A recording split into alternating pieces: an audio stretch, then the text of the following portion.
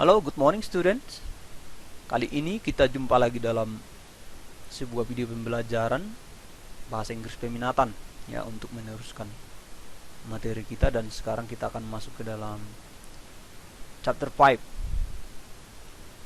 As you can see in your book, ada sebuah teks, evenly he had not cheated.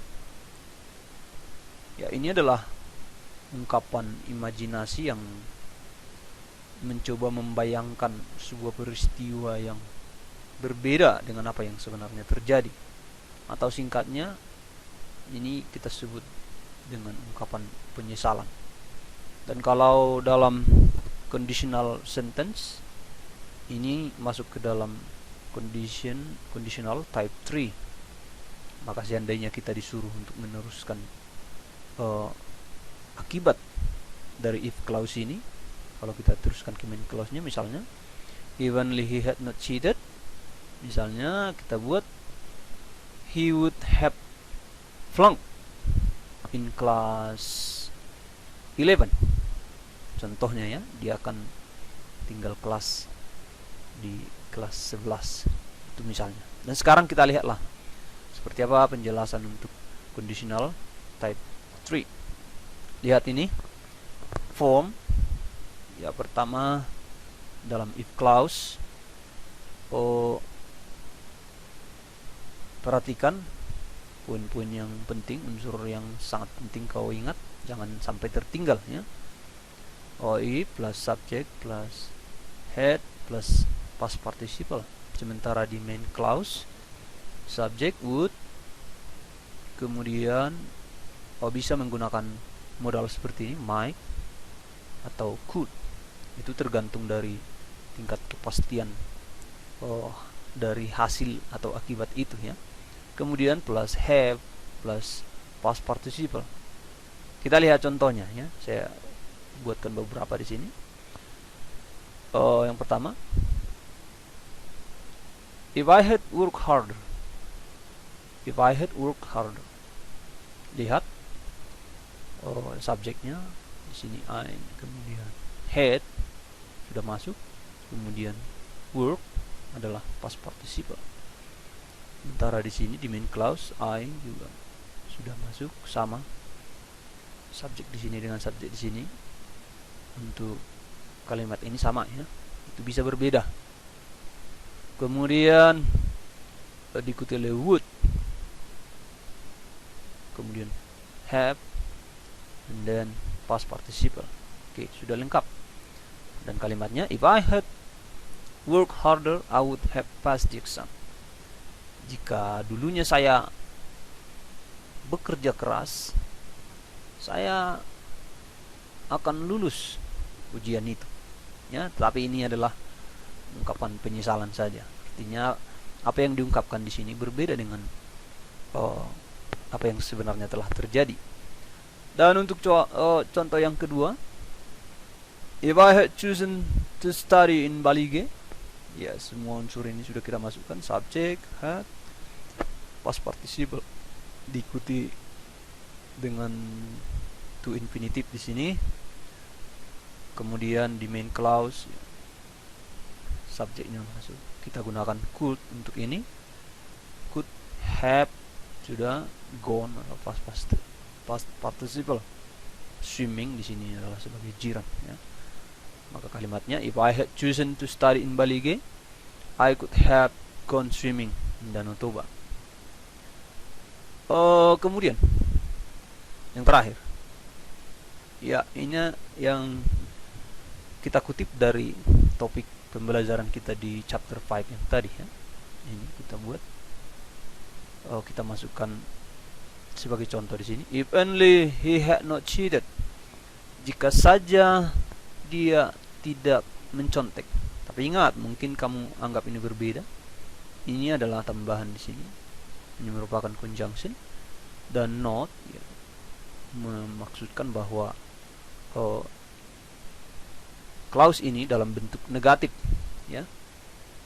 Jika saja dia tidak mencontek, maka sebagai main clause-nya kita coba buat di sini, he wouldn't have moved upgrade to class 12. Ya, dia tidak akan naik kelas ke kelas 12. Walaupun ini value dari clause ini sebenarnya negatif ya, sementara di sini adalah dia positif. Berbeda situasinya. Seandainya kalau ini dikatakan jika saja guru mengetahui dia saat itu mencontek, akibatnya di sini mungkin akan berbeda. Tapi ini disebut jika saja dia tidak mencontek, ya, dia tidak akan naik kelas ke kelas 12. Oke, tapi itu tidak masalah bagi kita.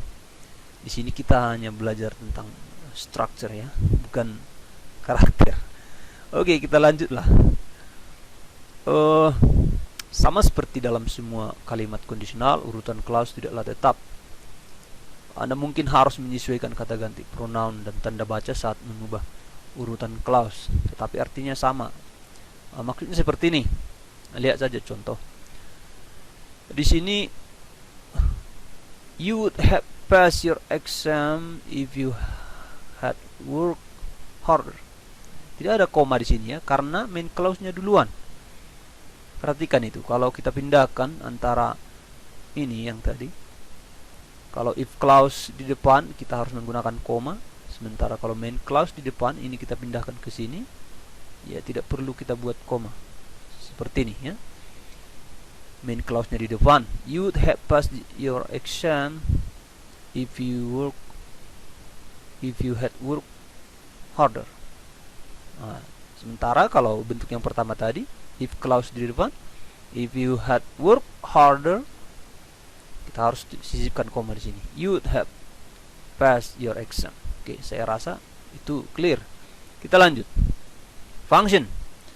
Type 3 kondisional bertujuan untuk menyatakan atau mengungkapkan sebuah penyesalan tentang apa yang telah dilakukan atau yang terjadi di masa lampau. Ingat itu ya.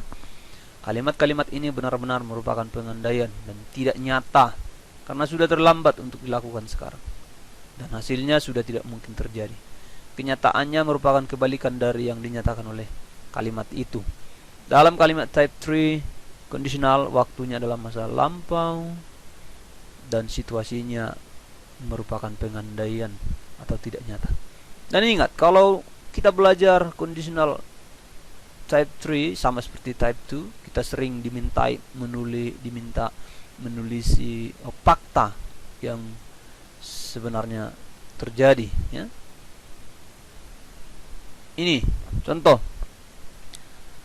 Tadi kembali ke contoh yang pertama. If I had worked harder, I would have passed the exam. Ya, faktanya, kenyataannya seperti apa? Ya, I didn't work harder and I didn't pass the exam. Itulah faktanya. Saya saat itu tidak bekerja keras dan tidak bekerja lebih keras, dan saya tidak lulus ujian.